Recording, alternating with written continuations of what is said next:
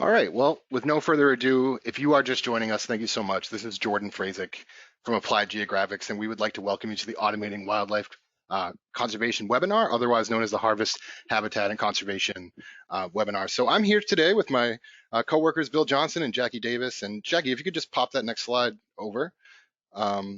Before we get started today, I did want to mention to everybody that the chat box, the questions box for GoToWebinar is a bit small. So make sure you pop that box open. And what we would really like to encourage is that everybody throughout the course of this webinar ask as many questions as they'd like. We're going to stay at a 10,000 foot view with this webinar, and we do have the potential to dive as deep as you'd like, but we are going to save the Q&A session for the end of the webinar. So like I said, at any point during this webinar, if a question comes to mind, please do find that questions box and GoToWebinar, open it, and ask to your content. So next slide, please, by the way. So if you don't know who we are, first of all, I do want to thank everybody for accepting our invitation today. Again, Jordan Frazek here. You did get my invitation, presumably, for this webinar. We're from Applied Geographics, otherwise known as AppGeo. So we have almost 30 years of geospatial experience here at AppGeo. What that means, like, we provide a full suite of consulting and strategic planning services. We build apps.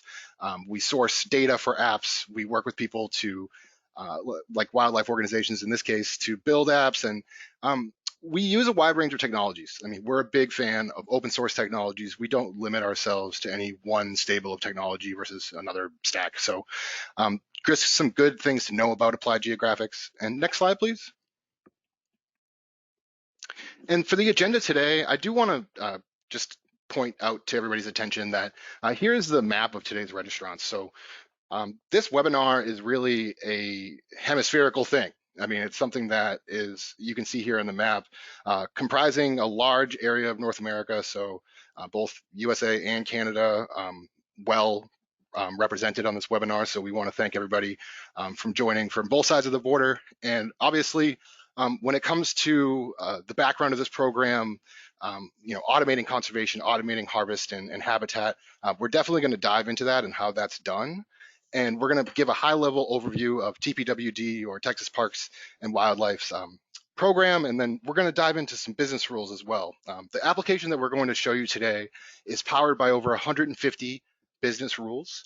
And so we're going to, again, stay at a very high level here, but we encourage people to ask questions about, what's going on under the hood, because there is quite a lot of power underneath what is a very simple and easy to use application that we will show off. So we'll show off that application. We'll show off those new workflows that we've sort of brought into the system with TPWD since last year, some enhancements, new species, and then we'll go through a summary and closing thoughts. Again, definitely reminding, if you just joined, again, to fill out that questions box as much as you can. And if anything comes to your mind, please ask, and we'll go over at the end of the session in a Q&A. So next slide, please. I do want to introduce Bill Johnson here from AppGeo. So Bill Johnson's our Carpe Geo evangelist. He's a former state GIO from New York State. And Bill has a fantastic background lined up for you of this program. And Bill, are you there? I am, and awesome. Thank you, Jordan, for that introduction. And good afternoon, everyone. We're going to be talking this afternoon about Texas. And the first thing you're going to notice is I don't sound like a Texan, and that's because I've spent my whole life in the Northeast. But I love talking about this program in Texas. So deer hunting and hunting in general is very big in Texas. It's an important part of the cultural heritage of Texas. And more importantly, it generates a lot of economic activity. And there's an estimate that all of the economic activity surrounding the hunting economy, if you will, is about $2 billion a year. So it's very important to the state. And Texas is a bit different than many other states, particularly other Western states, in that there's not much public land. And so the challenge that Texas Park and Wildlife has is they're managing a deer herd and habitat that's primarily on private land. And to do that, they need the voluntary cooperation of landowners. And the way they do this, and they've been doing this for over 20 years now, is they have a program that offers enticements to landowners to participate. And what landowners agree to do is make habitat improvements that are conducive to a quality deer herd. And in exchange for that, they get extended deer hunting season, and they get additional deer hunting tags granted to them for their property. And the automation that we're going to be showing you this afternoon is something that has enabled Texas Park and Wildlife to grow this program through kind of a fully automated online process that used to be much more manual. We've got to have the next slide, please. So I want to start by introducing you to a couple of the key folks at Texas Park and Wildlife. In the upper left is Alan Kane. He's responsible for the deer program. And in the center and to the right is Chris Cerny. And as we built out this automation for these folks, Chris is the guy that we've dealt with on a day-to-day basis. He's the one that's played this critical role in translating kind of day-to-day operational needs into specific business requirements that our application people can code. Alan, on the other hand, is the one who had this vision for how we might be able to automate this program. So the two of these guys have really been able to combine their passion for wildlife conservation and an outdoor ethic in a way that's generated a really powerful result. So Jackie, if we could have the next slide. Now this graph's a little dense. I want to spend just a minute or two explaining it to you because there's a very good story embedded in this graph. Now, if you look across the bottom from left to right, you see the years. This program started in 1998. And for each year, there's a bar, and the total height of that bar indicates the number of parcels or tracts of land that are participating in the program. And we're going to ignore for now the different colors of those bars. There's some subtleties in the program that are not really important to the main story here. And so that, if you look at the vertical axis on the left, that's the number of tracts of land going from 0. The top of that bar, the top of it is at 12,000 parcels. You'll also see there's a line connected by white squares, and that's the total acreage. Again, I'm not going to focus on that. I think for now we just want to look at the height of the bars. And so when the program started in 1998, it was a paper-bound program. A landowner actually filled out a paper form, and submitted it to Texas Parks and Wildlife. And the wildlife biologists there would evaluate that form and develop a set of recommendations for that landowner on habitat improvement, and they would do the back end calculations of what's the estimated deer herd in that area, and could give a sustainable harvest recommendation for a number of additional deer tags for that landowner. And so you see the program grew fairly steadily in the early years, and you'll notice something interesting at the bar in the middle there for 2008. You see that it starts to jump up. And what happened there is that 2008 was the year they first introduced an online application process. So the program went from an entirely paper-based program to one where the landowner could do that application online. That introduced some efficiencies. And so you see that in the years after that online process began, the bars again started to spike upward. The program was growing. But by the time you reach 2014, 2015, 2016, you see that it levels off and it's plateaued. And the reason for that is that during this whole period of nearly 20 years, it was the same number of wildlife biologists at Texas Park and Wildlife doing this work, 10 of them. And the back end work to look at the landowner's application and estimate the deer herd and the sustainable harvest recommendation was still being done one at a time by those wildlife biologists. So this is the vision that Alan brought to the table about how we could use geographic information systems to automate that back end part of the process. So let me just briefly explain how that works. Jackie, if you could advance, please. So I'm going to show you a series of map layers here pretty quickly. This first one, Texas, like every other state, has divided up the state into deer management units. And those wildlife biologists at Texas Park and Wildlife Division annually update all the deer population, deer density data, characteristics of the herd per each of those polygons that you see on the map there. Could you click again, Jackie? Okay, so the next layer we have here, this is a detailed vegetation layer. and derived, I believe, from remote sensing data. So it has a lot of rich detail about the on-the-ground conditions, the vegetation, and also ecological units. If you could click again, Jackie. So the next thing that happens is one of these steps that's fundamental to a geographic information system, and that's what we call a spatial join. So that first layer of deer management units is overlaid. There's a spatial join done against the vegetation layer. And what this does is it now enables an assignment of the dominant vegetation class for each of those deer management units. If you could click again, Jackie. And that data, when the wildlife biologist now has the deer population data in each deer management unit, along with all that habitat and ecological data, they can use that to generate a sustainable harvest recommendation. And if you could click one more time, Jackie. And here you see it on a spreadsheet with some rules attached to it. And that's really not how it operates, or it's not how it's presented, but I needed something to put on the screen here. What this combination of layers allows is that you can click anywhere on the map in Texas now and get an accurate estimate of the deer population where you've clicked, and also the habitat information and the sustainable harvest recommendation.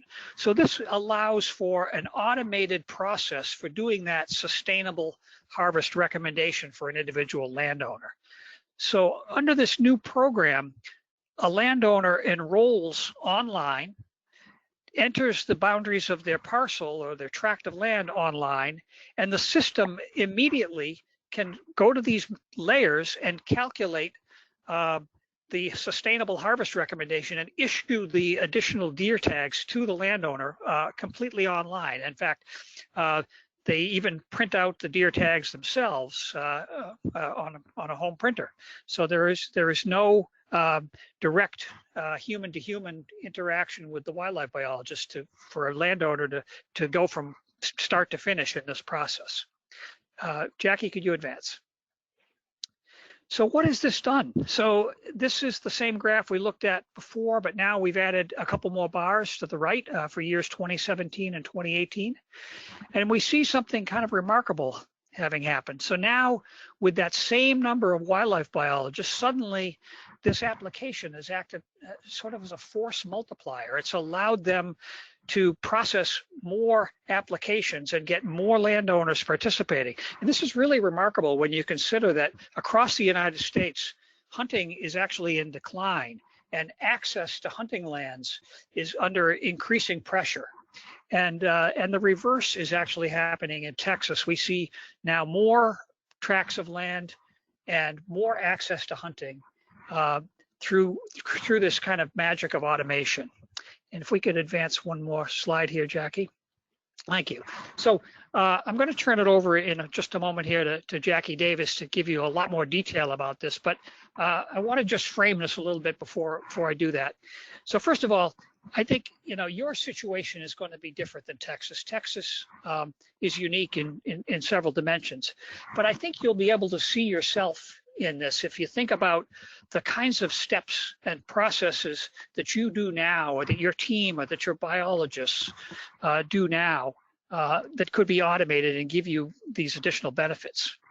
And so, Texas did not have the opportunity to expand the number of biologists behind the program. But under, the way this automation has benefited them is they're able to put those staff to better use. Those wildlife biologists probably didn't come to work real excited about getting through a big stack of kind of bureaucratic processing on a day-to-day basis. They're probably much happier to be able to now deal with the more complex situations, deal with overall program management and oversight, spending more time in the field, maybe more interaction with the public, and that sort of thing. And I think that's a richer experience for them, and it's also a multiplier in the capacity that you have when you can free them from some of these more routine operations. And the secret sauce in this is all about automating these business rules. The wildlife biologists at Texas Parks and Wildlife had all of this in their head. They knew how to do it. And teasing that out of their heads and into a whole set of business rules and code it into an application is what Jackie's now going to explain to you. So with that, take it away, Jackie. All right, thank you, Bill. Hi, everyone. I'm Jackie Davis, a project manager with AppGeo here in Austin, Texas. I'm also the project manager working with Texas Parks and Wildlife on the LMA application. And I'm going to talk about some specifics about how the Land Managed Assistant application works and provide some updates to what we've been doing since we last held this webinar, I believe in June of last year. Just a note to everyone, there are a lot of acronyms that I'll be using. So just a heads up, I'm sure you've heard it by now, but TPWD is the Texas Parks and Wildlife Department. LMA is the Land Management Assistance application, which refers to the application I'll be talking about. And LMA, the application, is the system by which we want landowners to register for the MLDP program, MLDP being the Managed Lands Deer Program. Feel free to ask questions and we'll record them, and we will get to them at the end of the presentation as I talk through this demo. But before I get to the demo piece, I want to talk a little bit more about the business rules that drive the logic behind this application. As Bill mentioned, this application was designed over the course of multiple on-site, off-site, and online interviews and sessions with TPWD folks. When we started documenting business rules, we started out with about 30 business rules to help landowners register their property and apply for extra deer tags and longer hunting seasons, and that seemed pretty manageable. But as the interviews progressed, we started documenting more and more interactions and exceptions to those business rules. And so everything got a lot more complicated and quickly. And now we have over 150 business rules that not only consider different user roles and their access, but have to factor in start and end dates for certain reporting and seasonal requirements. Some of the rules are pretty complicated. They have to factor in historical records for the landowner, their eligibility to apply for certain programs. And we're now looking into adding what we call carryover acreage, which means that a property that may not have qualified for a deer tag the year prior due to their size may be able to qualify in their second or third year enrolling in the program, because we would essentially compound their acreage if they continue habitat or conservation practices, which is a really great way to be more inclusive and get more property owners included in the program. The rules also consider if a landowner is a new or existing user, what type of enrollment they're trying to apply for, and if they're trying to enroll a single property, multiple properties, and things like that. The point being is that we have all these rules, and our challenge was to make this complicated process an easy to use interface for biologists, landowners, administrators, law enforcement, managers, and anyone who touches the program so that they can all work with each other more efficiently.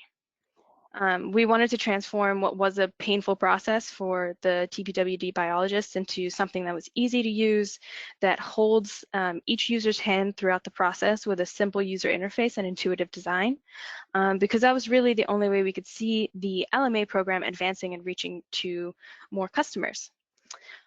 So before I move on, I want you to think about your organization and all the little intrinsic piece of knowledge that you have that are an exception to a rule. Maybe you have some of them on a spreadsheet, on a Post-it, in an SOP, written in a notebook, but some might just be in your head.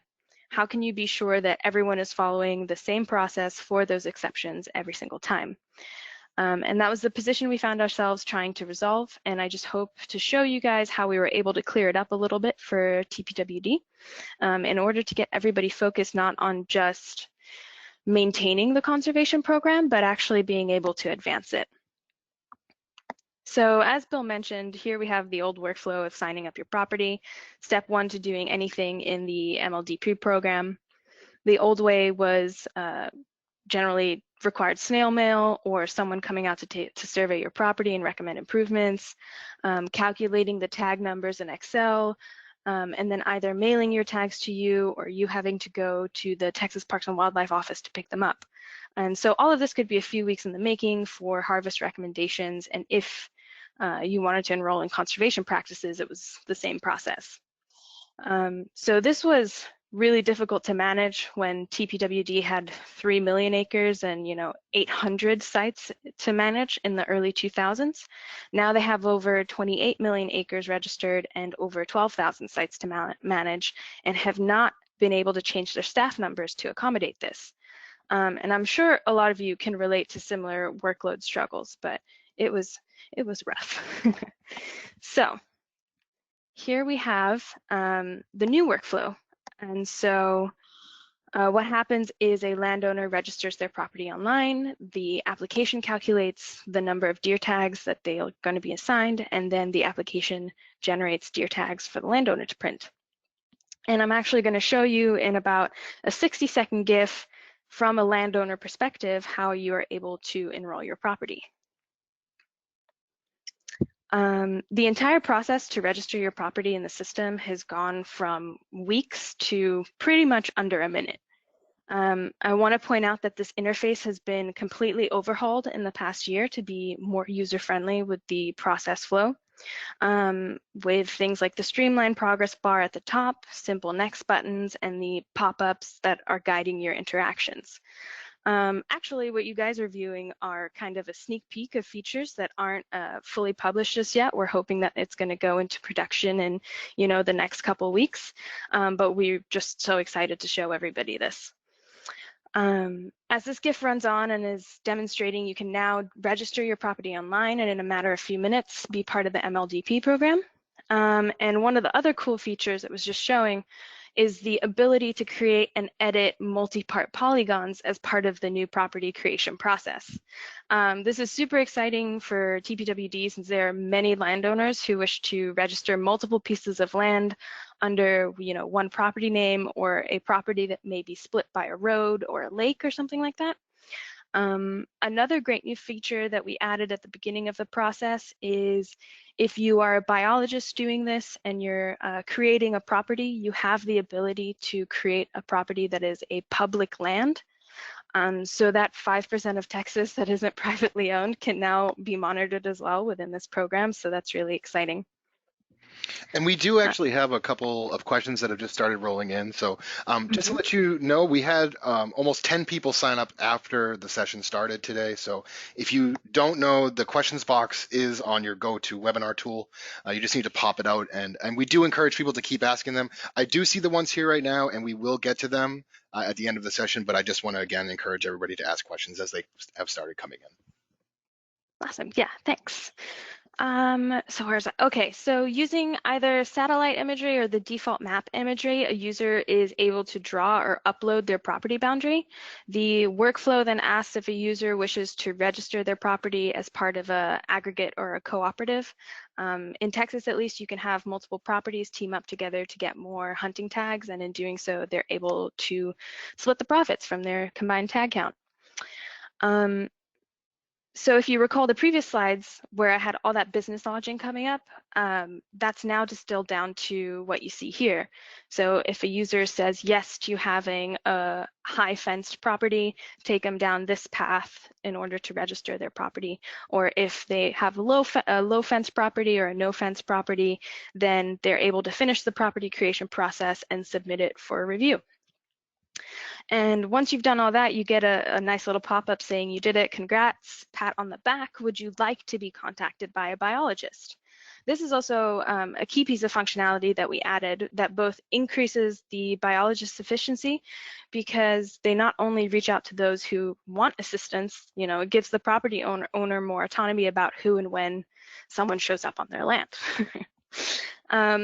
All of the pop-ups you see used to have to be phone calls or email interactions. Now it's just a simple pop-up, and that's great. And it's also a great reminder for them to make sure that they're filling out the form correctly. So now we have our property in the system. But if I were a landowner, the next thing I'd want to do is actually enroll in the MLDP program. So that's the button that was pressed over here. So you would click it and your property would show up. And this GIF shows that once your property is registered, you can enroll in the harvest recommendation options, view the calculation for the total tags on your property. As you can see in this example, when I'm trying to calculate how many bucks and antlerless deer are going to be on my property, I get 12 tags total. So a few weeks of processing and waiting is now cut down to, again, maybe 30 seconds. All of these Excel calculations that biologists had to do manually are now queried on the back end of the system within seconds. Can you imagine how much more time that saves for everybody? Like, imagine if your commute dropped down to a single minute, how great your life would be. But anyway, if your property is not viable for tags, it shows 0 tags or an inability to enroll, you would also get a notification or a pop-up on the screen explaining why and who to contact if you wanted to contest the calculation. So another thing that this application allows is, all this legal jargon to be registered and read, and you hit I accept. So that makes everybody's life a lot easier. The same process that you are viewing here is applied to the conservation option enrollment. If you wanted to enroll a property under a specific conservation option, you would register it using the same process, and the following year, you would get additional tags for your participation. As we've mentioned before, these two processes, these two workflows we've shown, were built to help a program that is all about longevity and conserving the hunting culture and the Texas wildlife flora and fauna for years to come. These harvest and conservation option workflows are not just in place to help, TPWD's workload, but to systematically ensure and check that people are committed to conservation and stewardship, and rewarding that behavior with things like extra tags and longer hunting season. So more about the reward system and how it works here. In Texas, the conservation practices we have are building supplemental shelters, planting native shrubs, prescribed burning, grazing management practices, and soil management practices. That's just here in Texas, but again, I ask you to think outside of the box, outside of what you're seeing here, about anything that you guys might be doing in your states that could be similar to what Texas is doing. For example, I don't know, like recording invasive species removal practices or other habitat restoration practices that you guys have. So going back to Texas, participating in one or multiple of these conservation practices mean you get to have more tags next season. More tags next season means more earning potential for the landowner since they're able to sell the tags. Therefore, it makes them want to participate in more practices every year.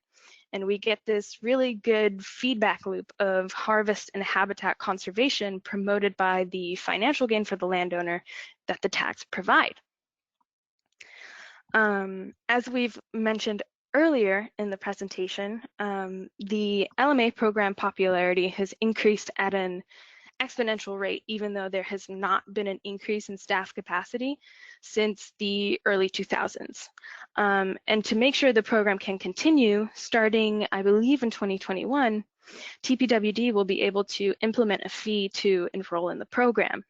And since TPWD is able to report accurately the amazing amount of work their biologists have had to take on year after year after year, Texas Parks and Wildlife has proof to show how much they need to hire more biologists and staff to ensure that the quality of the Texas Parks and Wildlife programs remains up to its current standard, which is exactly what this fee will allow them to do. So, speaking of reporting, now that the application has been in place for a few years, it has enough data collected and refined that we can make those reports pretty quickly. And seeing how this is how TPWD is able to report to the state their metrics, which is part of how they receive funding, anything that expedites that process is a huge help to them. These reports are specific to TPWD, but whatever data is input into the application, we can query it and generate a report. Everything you see here is test data, and so it's not really showing anything too meaningful, but just trying to show you guys the gist of how it works. Sorry, let me go back one. So right now what we're looking at is the staff activity report, which is a view of how many sites this test account biologist has gone to date, whether they conducted conducted outreach efforts along with visiting their assigned sites, reporting on all metrics on the site to show its value. Since the LMA system can geographically pinpoint where, when, and how often conservation and habitat practices have been applied, not to mention which biologists worked how many cases, reporting these metrics is essential to understand where the program can and should go next. The best part is the simple PDF and Excel export buttons on the top right. Just makes life easier for everybody. So moving on, what you are looking at right now is the current homepage for TPWD LMA. I believe this is for a biologist's account. Here you can keep track of what properties or reports need action or acknowledgement from you, you being the hypothetical biologist. You have the My Sites area on the right so that you can easily view whatever properties you're assigned to managing. And users who have the right permissions can also find more than just their assigned properties by going to the Properties tab that you see on the top left over there. There have been some improvements to the homepage. Some real cool stuff is coming up. So in this GIF here, we have a search modal that can filter out anything you're looking for in the few tens of thousands of properties listed, and you can see their footprints outlined here. All of these, again, are test cases, which is why we have that really weird shaped property around Austin. But when the map is zoomed out a little, as you can see, all the properties are points, which might help you if you're trying to get a more broad view of all the properties in your county or your state related to your search criteria. And then when you zoom in, you're able to see them as footprints and see a better outline of the actual property. You can limit or expand the search to show 25 properties per page or close to 200 properties per page. It's really up to you. Moving on, we have also implemented a spatial draw tool so that you can draw a polygon and get any property within that area to show up. Here we're zooming in on Austin since everything shown in Austin is either test data or the City of Austin Parks and Rec, so publicly available data. But you can see all of those polygon footprints, and if you click on a footprint, you get quick access to that property's info page, which is, just some of the examples of the enhancements we've been working on to make life easier for both the TPWD employees and for landowners. All right, so what else are we doing for TPWD? No site is perfect on first or second or third or fourth build. And so we're working continuously on UI enhancements and making sure that the cloud infrastructure is constantly strengthened and up to par. TPWD has been providing amazing feedback and really clear ideas about where they want the application to go and what they want next. So we have a good backlog of enhancements that we want to be working on. And all of them are with the goal of increasing participation in the program and increasing biologist efficiency. This year, we are working on expanding the application to include pronghorn and antlerless mule deer. And there is talk of eventually expanding to alligators. I'm very excited about that, but I've been hearing it for a while, but I really hope we get to do it. But this type of conservation management using the application, taking the business logic, can be applied to any species you want, whether it's elk, turkey, fish, big game, anything. And if you deal with anything related to species management and land conservation, a solution can be created to help you. So in summary, What we have implemented for TPWD has encouraged landowners to participate in more conservation practices and habitat practices, all of it to ensure that Texas can keep hunting for the foreseeable future and keep their hunting traditions alive for future generations, as well as ensuring that the Texas flora and fauna are thriving. So that's it for my part. I just wanted to say thank you to everybody that stayed on the line. And Bill, I'm not sure if you have anything else that you want to mention, but otherwise I think we can take it to questions. Great. No, thank you, Jackie. I don't have anything further. I think we're ready to deal with the questions. So please, anyone, go ahead and write your questions down in that question box on the little pop-out on the right of your GoToMeeting screen. Mm-hmm. And we do have a few that have come in already, and I know that there's a lot of material to cover, so please, we do have quite a bit of firepower on here with Bill and Jackie on the line. We'll dive into some of these questions.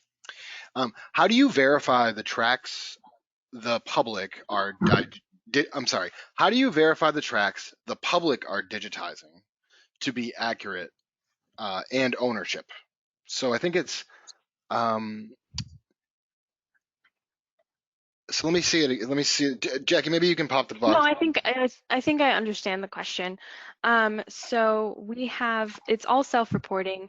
And so we have this thing called the NPOL error. So if two landowners say that they own the same piece of property, it's flagged within the system, and then someone has to go in and check records and approve or adjust boundaries. That someone, you know, being someone from Texas Parks and Wildlife that's supposed to be the authority and find out about it. Great. I think that does answer the question for sure. We did mention after that question came in about the very small amount of public land that Texas does have, but we do manage it just the same. And I hope that that part of the webinar also answered some of those questions. We have another question here. So this is a transferable tag program used to improve habitat on the land accepted into the program. Is that right?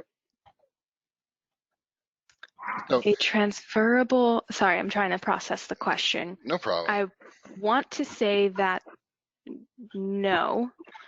So you are already given a certain amount of tags when you have, and Bill, please correct me if I'm saying something completely off base here, but you're already given a certain amount of tags for the hunting season. This program is about getting additional tags and a longer hunting season for participation.